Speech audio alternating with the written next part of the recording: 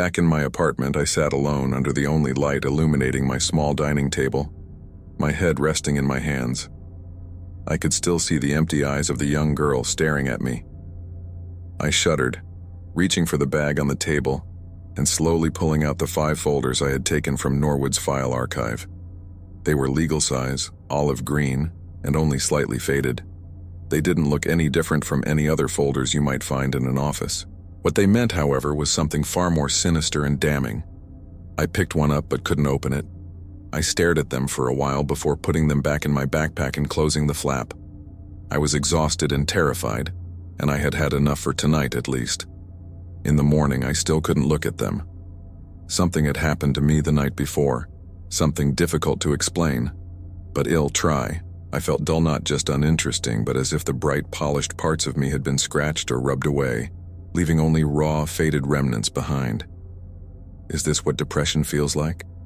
I think it's easy to pretend you know how you'd react if you came face to face with a real ghost or spirit.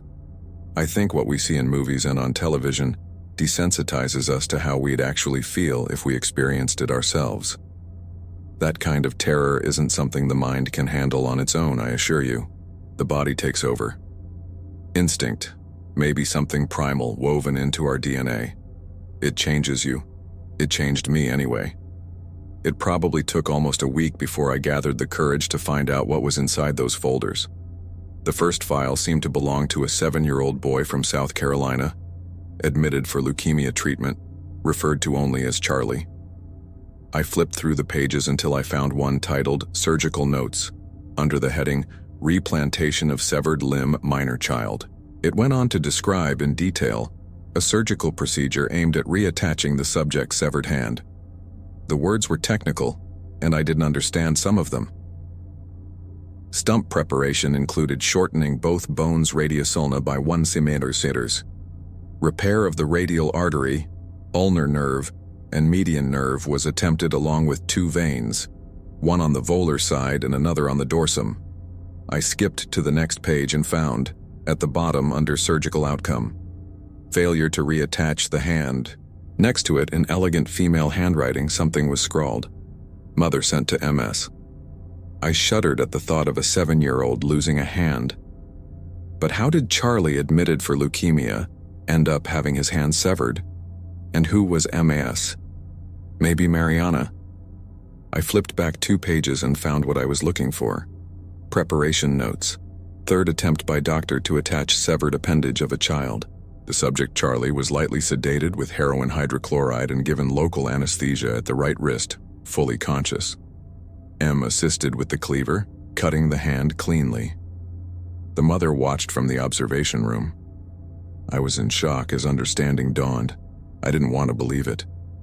I quickly scanned the other files, only to find similar accounts of grotesque reattachment surgeries, confirming what I already suspected. Mariana was cutting children apart, and Dr. Norwood was trying to stitch them back together. The eyeless girl, the nursery rhyme, the room upstairs, Evan, what Victor had said. It all made sense now. Dr. Norwood seemed to be practicing his surgical skills on innocent children admitted for unrelated illnesses or conditions.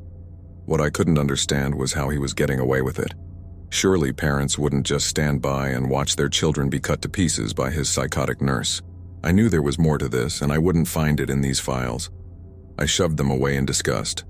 Then the depression settled in deeper, more completely. Still, I had a job to do: protect the citizens of Mineral Wells, Texas. I tried to go about my usual duties, handling traffic accidents and minor crimes, the typical occurrences in a small Texas town. At some point, I think I hoped I could forget what had happened and go back to just being a cop. Maybe then I would feel normal, whole again. But, as you obviously already know, Mineral Wells had other plans for me.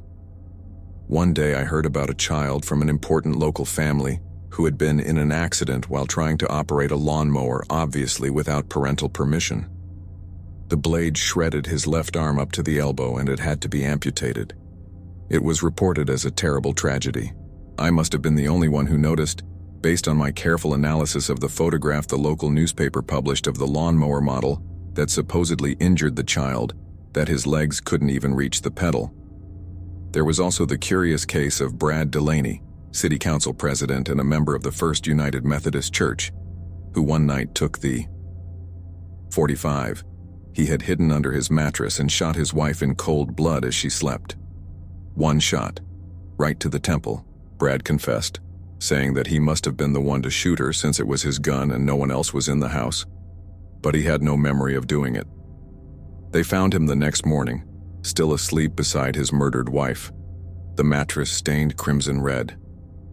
One night I responded to a report of a horrible smell coming from a student's room at the Mineral Wells branch of Weatherford College. The student hadn't been seen for several days, and based on the smell coming from the room, the administration refused to enter, fearing at best a corpse, and at worst, a crime. The college was located on the old site of Fort Walters, which had been a military installation during World War II. I had come across Fort Walters in historical records and knew a little about it. At a certain point during the war, it was the largest infantry replacement training center in the United States, and several famous soldiers from World War II were trained there. I had read multiple accounts about a soldier, apparently terrified of being sent to war, who committed suicide in the barracks. It was said that his footsteps could still be heard walking down the hallways on the anniversary of his death. When I arrived, security escorted me to the student's room. As reported, the smell was unbearable. It resembled the stench of a decomposing body. The security guard unlocked the door and slowly pushed it open. That's when I saw him. In the middle of the room, hanging from a fan near a bedsheet, was the student. His face was bruised and swollen, his eyes bulging wide open and bloodshot. A female student passed by the room and screamed, causing the security guard to frantically remove her from the area, leaving me alone with the corpse. I looked around the room for any signs of a struggle, but everything else seemed untouched. That's when I called the investigative unit to take over. Several days later, I discovered something strange, something one of the investigators had found but couldn't explain. The entire room was spotless, no books, papers, or clothes were out of place, except for a single folded piece of paper found under the desk. The officers assumed it was a suicide note, but the words inside didn't make sense to them. They showed it to me. I can't go to war. I'm sorry, Mom. Several weeks later, while at a coffee shop I frequented only bottled water for me, no coffee, I noticed a man sitting several tables away, watching me. When I looked in his direction, he flinched slightly and pretended to be looking elsewhere. I made a mental note of his appearance, around 60 years old, dark hair, wearing some kind of uniform. He held a cup of coffee, and I could see his hands were rough and calloused from manual labor. Not exactly the kind of person you'd expect to find in a coffee shop. When I stood up to leave, I could feel his eyes on me. Over the following weeks, I saw the same man 3 more times, always far enough away to maintain his cover, but close enough to observe what I was doing. By that point, I was certain he was following me, though I had no idea why. He seemed harmless, so I wasn't scared, just curious. I had the distinct impression he was assessing me, if that makes any sense. One day I woke up to find a note tucked into the side of my door. I opened it and read the hastily scribbled words written on the back of a receipt from a local repair shop. Coffee shop. 3 p.m. I'll admit, I felt a little uneasy knowing this person knew where I lived, though it wouldn't have been hard to follow me here. The coffee shop was a public and safe place, so I saw no reason not to go. I never imagined myself as the kind of person who would obediently follow instructions written on cryptic notes left at my door. But times were changing, and depression or not, it was time to get back to my investigation. I arrived at 3 p.m. and found my new friend sitting in his usual spot. He saw me walk in. A moment later, he got up from his chair and walked down the hallway at the back of the shop. I followed him outside through the back door that employees used to take out the trash. He stood there lighting a cigarette, looking generally nervous and disheveled. Mind telling me why you've been following me, Stan? I started, probably sounding harsher than I actually felt. I'd found that people tended to listen better if you called them by name, and his uniform badge provided that information. I just needed to be sure. Mary told me you two talked, but I wanted to make sure you were okay, he replied nervously. Mary Scott, I thought. He must have been one of the others she mentioned. the ones who knew the truth about mineral wells. "And what exactly did you figure out by following me to a coffee shop?" I asked. "Well, for starters, all you drink is regular bottled water. No coffee, no tap water. Also, I didn't find any crazy water bottles in your apartment's trash." A creepy. Be touché, I thought. This guy was sharper than he looked. "So why am I here?" I asked. He flicked away his cigarette. "Mary said you know what's happening in mineral wells. Said you might be trying to do something about it." I wasn't sure I trusted him yet, and he could see it on my face. "Oh, don't worry, I don't drink it either. Never touched the stuff." My dad made sure I understood that. "Who was your father?" "He was an orderly at the old Millings sanatorium. That damn place." "I know it," I said coldly. "I thought you should know what he told me about that place." He paused for a moment, then continued. He said it was the most terrifying place he'd ever stepped foot in. He cleaned the patient rooms, so he was familiar with what was going on.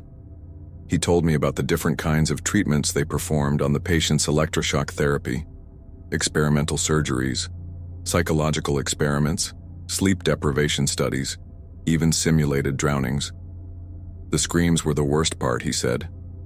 I know, not exactly bedtime story material for kids, but I don't think he could help it. He barely slept for most of his adult life, and my mother died when I was young. The place was hell, he said, but no matter how bad it was, there was always a steady flow of new patients. Did he ever say anything about where all the patients came from? He put the pieces together. When news about the mineral water spread, people came from everywhere to be treated. Bathhouses and spas were some of the main attractions for those with minor bodily ailments, but Millings promised a cure for all forms of dementia and psychological disorders. So people came. Most never left.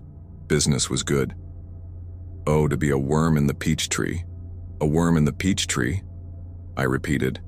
I hadn't heard that phrase before. Oh, it was just something my father used to say. It basically means someone is taking advantage of a situation. There were also backroom deals with some of the other businesses in town, he continued. I think the Baker administration would refer people to Millings since most out-of-towners ended up there first. I also know that Dr. Norwood sometimes sent patients his way. My father was always the most curious about those patients, he said, because they always seemed perfectly healthy, at least when they first arrived. They were always the ones who screamed the loudest. Suddenly it grew cold and dark where we stood. I looked up and saw the storm clouds rolling in. We'd have some time tonight. I changed the subject. How do you know Maria? And what's her role in all this? He looked like he was about to answer, but thought better of it. You'll have to ask her about that. The heavy, cutting rain that started falling put an end to any conversation between us. Early the next day, after my shift the night before, I picked up the files again. I had a hunch about something Stan had said. Besides, in the middle of a storm is always the perfect time to read about sadistic shit. I found the Charlie file and flipped to the page I was looking for. I found the hastily scribbled words again. Mother sent to MS. It wasn't a person. It was a place. Millings Sanatorium. Dr. Norwood had been sending the perfectly healthy parents of the children he was experimenting on to be experimented on themselves. I combed through the children's files, and my other hunch was confirmed. All of the children were from out of town South Carolina, Georgia, Virginia, Rhode Island, and Tennessee. I finally got it. Imagine this, it's the early 1900s. There's no television, no social media, no cell phones. People keep in touch through letters, for God's sake. Your child is terminally ill with cancer or some other disease, or maybe you're the one who's sick and have lost all hope. Until you hear about Mineral Wells, Texas, home of the crazy water that cures whatever ails you, you'll try anything. You pack your bags and make the long journey to Texas. Once you're there, you'll try anything and you're never heard from again. For this to work, the families would need to be from anywhere but Texas. Check. You'd need a network of conspirators to make sure all loose ends were tied up. Check. Dr. Norwood kept the children, and Millings took the parents or anyone from Baker dealing with a psychological illness. If anyone ever tracked you to Millings, which was nearly impossible, who would believe your crazy stories? By that point, you'd be so drugged, emotionally scarred, or both, that no one would dream of interrupting your treatment. Could law enforcement have been involved too? The scale of it stunned me. Think of all the suffering and death. Think of those poor children, all because of some stinking water, the boundless hope of the human spirit, and a group of doctors more sadistic than anything you could ever imagine. I stayed in bed for the next 3 days. I had to call in sick at work, which was fine because I rarely miss my shifts, but I wouldn't have minded either way. I was even deeper into that apathy now, as if there were several inches of something between me and the world. I could hardly breathe because of it. When I got up to eat or go to the bathroom, I felt more like a puppet pulling the corresponding string for each part of my body than like myself. I wondered why I was the only one paying for all the suffering I had uncovered. On the 4th day, I forced myself out of bed. I got dressed, put on my gear, and walked out the door. I had a place to be. The 20-minute drive to Weatherford TX definitely lifted my mood a little.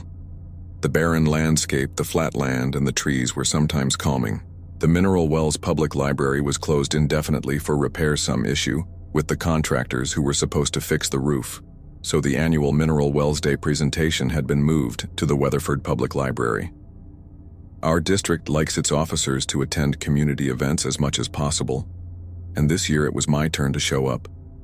The presentation focused on the rich history of Mineral Wells and the brave leaders who built it from a well town into an expanding tourist community. The irony didn't escape me. J.A. Lynch was the day's hero, but I knew the opposite. I sat in the back and listened occasionally, but mostly I was lost in my own thoughts. When it was over, I went out to briefly speak with one of the presenters to thank them for supporting our community outreach program. But a familiar face was already talking to her. It was Mary Scott. I should have known I would see her here. We exchanged glances when she finished, and a moment later she walked up to me and spoke. "You look like hell, dear," she said casually. Ah, the honesty of Southern women. She obviously noticed something was wrong. "Thanks," I joked. A little lightness never hurt anyone. "Mary, I found the files in the hospital basement. Dr. Norwood and his nurse were conducting experiments on young children and sending the parents to the Millings Sanitarium to get rid of the witnesses." Mary looked at me intensely. "I know," she said. A dagger stabbed into my stomach wouldn't have hurt more than her words. So I had risked my life and sanity in that basement for... what? Some sick game she was playing? She looked around to see if anyone was listening, then gestured for me to follow her to the corner of the building. I wanted to walk away, but I followed her against my better judgment. Half of me hoped you'd find them. The other half... well, I'm sorry for not telling you. I had my reasons. There are... She paused, trying to find the right word. Consequences to speaking about the past events of Mineral Wells, of the living and the dead. Remember how I said I didn't drink the mineral water anymore? Well, I drank it for many years of my life, which makes me vulnerable. She stopped and pulled up the sleeve of the shirt she was wearing. I saw 2 long cuts, lengthwise, running from her wrist almost to her elbow, nearly healed. They were just deep enough to bleed and heal, but not deep enough to hit any major veins. I did them myself 2 days after our conversation, but I don't remember doing it. A warning, I guess. From who? I said, feeling the guilt grow inside me. I had gone from being angry with her to feeling sorry for her so quickly. My emotions had been very unstable lately. She hesitated briefly, like Stan, then continued. Did those files mention Dr. Norwood's nurse? Mariana, I answered. She was my grandmother. The realization hit me like a bomb. No wonder she didn't want to tell me. That also explained how she knew about the files and everything else. She continued. She came to Mineral Wells in 1910 seeking treatment for her mental disorder. I don't know exactly what it was, but my mother said she heard voices. Mariana was only 24 at the time. I think Dr. Norwood thought he could use her. She had my mother, Elise, 6 years later. She paused again. I'm sorry, Mary. You don't have to tell me all this. It's too dangerous, my voice cracked. Yes, I do. It's time for the truth to come out. Growing up, you always think your parents are perfect. Then, when you get a little older, you start to notice things about them. My mother was missing several fingers on her right and left hands. They had operated on her when she was a child, I found out later.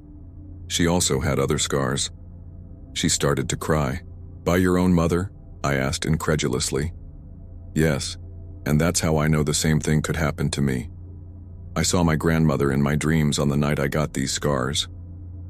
I heard the bell, which meant it was time for one of the children to go with Mariana. It was my turn. She was sobbing now. I put my arms around her. The past never dies, I thought. She wiped her eyes. Why my mother gave me her name, he'll never understand. But maybe she didn't understand either. She pulled away, then turned. There's one last thing. I tried to tell you this the last time we talked. You need to go see Madame Teresa. She's here in Weatherford and does psychic readings. Don't pay attention to the surface of what you see. That's just for the tourists. Teresa is an old soul. She should be able to help you. I almost refused, but then I thought better of it. If I had seen and heard the dead with my own eyes and ears, it wasn't a big leap to believe that someone else could speak to them. Thank you. He'll do that. I agreed. I hope she can help you the rest of the way. I've given you all I could. She seemed to be speaking seriously. It wasn't hard to find Miss Teresa after all. She was the only local business with a sign featuring an image of two hands holding a crystal ball, even though she was located several miles outside the city limits. I still had my doubts, but at this point I had no other option. The little shop had seen better days. The rug was purple and faded, and beads and other trinkets hung from the low ceiling in a haphazard way. The scent of eucalyptus and cinnamon filled the air, covering the smell of the cats that roamed the room, most of the time at least. The sign inside read, "By appointment only," but I hoped she already knew I was coming. I sat at a large, ornately carved wooden table in the center of the room. That's when a woman appeared behind the curtain in front of me. She wore a long, rustic, voluminous dress with a hood on the back. She had dark hair and her wrinkled and sagging skin was the same. I couldn't see her eyes. She wore a mask over them, but instead of eye holes, the mask was solid, with finely painted eyes in their proper places. It was extremely unsettling, like looking at a life-size doll that had come to life. "Mary sent me," was all I could say. "I see," she replied. "Come with me." And with that, she disappeared behind the curtain again. I slowly got up and followed her through. The room behind the curtain was much smaller than the main room, with only a small, simple wooden table in the middle. In the four corners of the room were small, painted statues representing animals' totems, I believe they're called. A goose, a jaguar, a hummingbird, and a white-footed mouse. I recognized the eyes. They were the same as the ones painted on Teresa's mask. She was already sitting at the table, so I sat across from her. I noticed that her hands were as wrinkled and worn as I had ever seen, but somehow gentle. I tried to focus on them. Looking at her face was frankly terrifying. I felt she could sense my discomfort. We didn't need to talk about Mary or my purpose here. It was clear she understood. "Can you talk to the dead?" I managed to choke out. "Yes, I have spoken to them." "Dead, you say?" "There is no death. There is only a change of worlds. That is what my people believe." Her voice rolled slowly and rhythmically, like a train rolling over its tracks. "Why are they in mineral wells? And why are they tormenting the living? When a person leaves this world, they move into the spirit realm. Spirits are always around us, but the dead are not powerless. They can be incited to violence just like man. Mineral wells and the water bearing its name are cursed, but the exact source of this curse is hidden from me. But I have my suspicions. In Pueblo mythology, there is a spirit known as Pashuni. I believe it is similar to the spirit depicted in the Christian Bible that appears as a serpent in the Garden of Eden. Pashuni is known as an intruder. Its purpose is to create discord. It was he who tempted the first humans and disrupted their harmony with nature. I believe that whoever first drew the mineral-rich water from the depths of the earth may have been visited by Pashuni. A deal may have been made. The water would bring great wealth, but there would be a price. When the first men used the water to deceive those who sought it honestly, the price was exacted. The water was cursed, and all those who died in mineral wells while seeking the water would remain to exact their own revenge on the ancestors of those who caused their deaths. If it wasn't Pashuni, it may have been some other earth demon. In the end, it doesn't matter, it was mankind's lust for power and insatiable greed that cursed mineral wells. I replayed all the strange events I had encountered during my time in mineral wells in my mind. Virginia Brown, James' great-grandmother, Mariana, the man at the VA, and even the children, they had all come to mineral wells seeking treatment for something. There were others I wasn't sure about, like the spirits involved in the suicide at Fort Wolters, the murder of his wife by Brad Delaney, and the accident with the lawnmower. But I had a feeling those spirits had done the same. If I wasn't truly numb before, I was now. My eyes felt like they were spinning in my head. I don't know if I passed out, but suddenly Teresa's hands were in mine. "There is a dark cloud over you. You must be careful," she said enigmatically. I looked around the room trying to focus on something, and my eyes fixed on the white-footed mouse totem. Though she couldn't see me, she knew. The totems, yes. They are for protection. My people believe that spirit animals can protect man from evil. They guard this room for water, one for the mountain, one for the air, and one for the earth. The white-footed mouse guards the ground.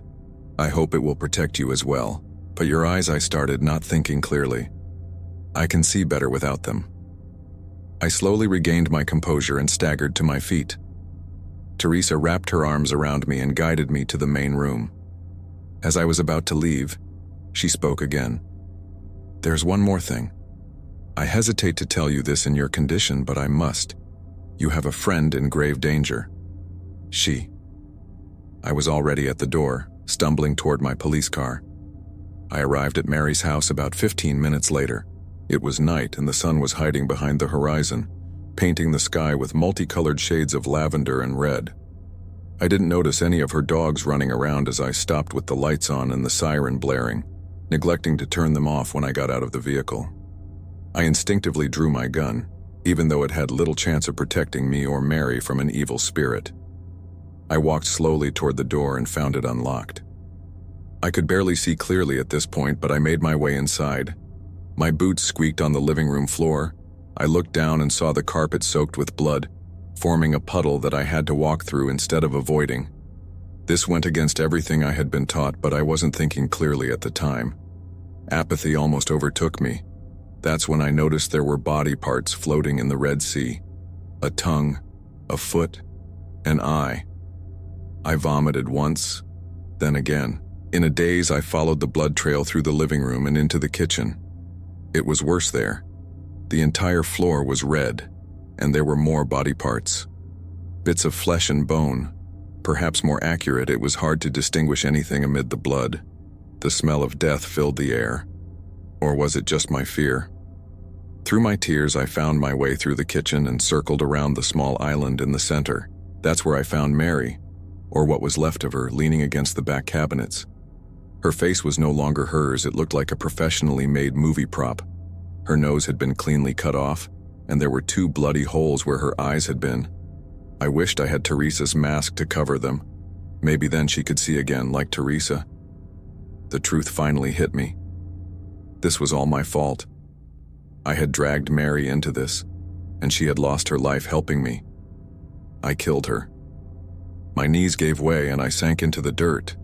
My hand landed on something cold and slippery that seemed to have fallen from Mary's hand. A large kitchen machete.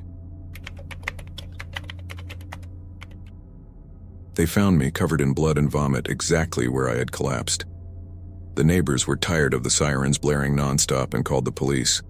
James was there, along with several other officers. Jesus Christ, man, it's a bloodbath in here.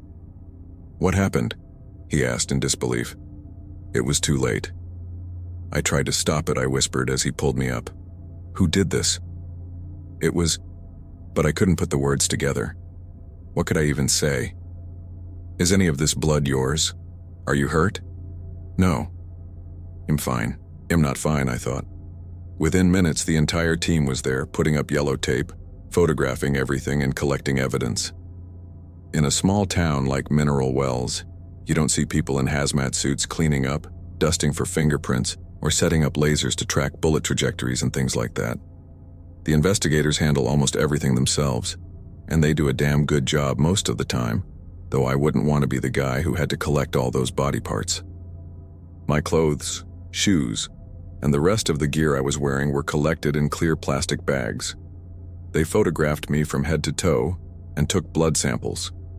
Since I was a cop, I was allowed to go home and shower before heading to the station to give my statement. I knew that any other civilian would have been arrested on the spot.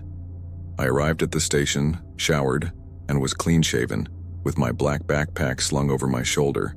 I was led back to the room where we interrogate criminals, asked to sit down, and offered a cup of coffee. I politely declined. We have a small video camera set up in the corner, which was turned on after the tedious process of deleting some old interviews. I was nervous at that moment. Wasn't I supposed to be meeting with a superior just to give my statement? Instead, my Miranda rights were read to me. I decided to waive my right to have an attorney present during questioning. I had nothing to hide. Looking back now, I realized that was my first mistake. But considering the near catatonic emotional state I had been in for some time, logic and reason had abandoned me. The fire inside me, one inside all of us that drives us to fight at any cost, had nearly been extinguished. I told my story from beginning to end. The goods, the experiments, even what Teresa had said. Everything. It had to come out. I showed them the files as proof. I begged my fellow officers to stop drinking the water and start investigating the strange occurrences in mineral wells. I pleaded with them to help me shut down the company that was bottling and shipping this cursed water all over the country. They pretended to listen, maybe just to keep me talking. But the looks I got when I explained that Mary had mutilated herself, well, let's just say they weren't friendly.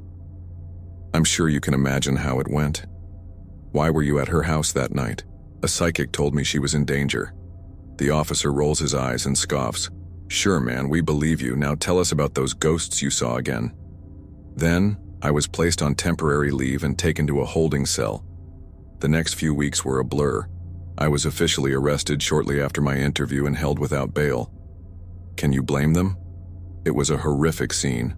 I was covered in blood. It looked like I had handled the murder weapon, and hell, she was cut into pieces, for God's sake. The medical examiner stated that no human would have been able to survive long enough to do that to themselves without bleeding out. Besides, even if she could have done it, why would Mary have done that to herself? It didn't make any sense. I later found out that my arrest was never reported, but I wasn't surprised. Imagine how local cop arrested for mutilation of retired teacher would have looked in the local newspaper. The MWPD would have had to deal with a shitstorm like never before. Controversies like that don't just disappear, they ever do in small towns like mineral wells.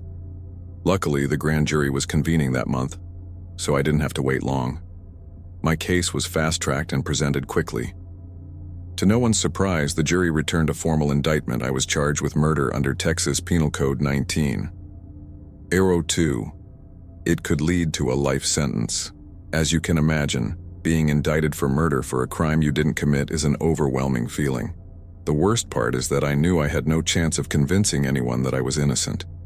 The MWPD had the files, which in reality proved nothing, but I knew they would never see the light of day again. Even if Stan and Teresa had presented some other reliable evidence, there was no way they would be believed. The veil would prevent that. So I stayed alone in my cell, mostly crying, often sleeping, sinking deeper into apathy, pretending all of this was just a dream. I slept in restless fits, tormented by nightmares. At this point, my friends, I have to make a confession. This will be my first of 2 confessions, and it is, in fact, the only thing I am guilty of. I deceived you. I am no longer a police officer in Texas, as the title of this post suggests, though you may have already guessed that. I sincerely apologize for this. If I had told my current and true situation from the start, you probably wouldn't have listened to my story. I needed you to believe me. One of the foundations of the criminal justice system in this country is that, to be found guilty of an offense, you must have had a rational understanding of what you were doing at the time. After a hearing filed by my lawyer, the court decided that I was, in fact, not competent to stand trial for what I had done. He presented evidence of erratic behavior from the moment I arrived in Mineral Wells until the night of the murder. Some of it was true, some of it wasn't. I'm almost certain that my lawyer personally thought I was guilty and mentally sound, but he managed to paint the picture of a stressed-out cop who had simply lost his mind. That was perfect for the prosecutor's office and the MWPD. There would be no public trial. No one would ever find out about the psychopathic cop who hacked an innocent woman to pieces. Texas, like other states, has a different type of punishment for people who fall into this category, which brings me to my second confession. I am currently confined in a secure mental facility, serving a 40-year commitment for a crime I didn't commit. I only have access to my phone every other day at specific times, which is why I had to break these posts into multiple parts. You might be surprised that I even have access to it, but you shouldn't be. Prisoners smuggling cell phones into jail is a massive problem in today's justice system. The problem is the guards are all in on it. They make a little extra cash by helping the inmate or looking the other way, and of course deny everything if the inmate gets caught. It didn't take much money to bribe my aide into letting me use mine occasionally. I had plenty of money saved up considering I was single, had no social life, and never ate or drank out. I managed to contact Stan through his garage and asked him to deliver the money for me. He kept a small cut too. Human greed, right? I also regret that this may not have ended the way you expected. I think Hollywood movies have conditioned us to believe that conflicts always resolve in an orderly fashion, often benefiting the protagonists. If you just believe, or try hard enough, or fight long enough, you will win. They have to do that, or people wouldn't keep watching them. Most of the time, that's a good thing. There will be no happy ending here. Unfortunately, life isn't always like that. It's dark, horrible, and unfair more often than we'd like to admit. And we have to live with the scars. There will be no justice for Mary, for those children, or for any of the victims in Mineral Wells, Texas. There will certainly be no justice for me. I was a victim of something even more sinister than the curse hope. The idea that we can change things, that we can right the wrongs. I was wrong about the nature of the world, and it cost me everything. A previous commenter described the hopelessness and despair the parents must have felt when they were sent to Milling Sanatorium after watching their children scream in agony on that operating table. That is the feeling that haunts me now. The medications I take every day at 9 and 3 help a little. I'm numb most of the time and I can sleep. I wouldn't have been able to live with the nightmares. I shudder. Thankfully, the apathy has faded for the most part. I see it's time for me to go. I have to leave you, dear reader, this time for good. It's time for one of my treatments. Yes, I have those too, some traditional, some experimental, but those will have to be stories for another day. I've actually gotten used to the screams here, even though they still echo in my dreams.